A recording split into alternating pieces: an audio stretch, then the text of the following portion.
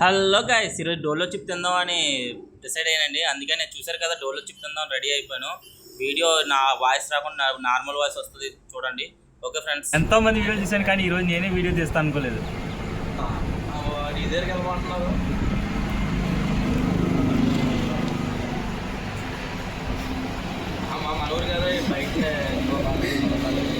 రకరకాలుగా ఉంది. పచ్చిమిరకాయలు ముద్ద తిన్నట్టే ఉంది యాస్టిజ్ నాకైతే.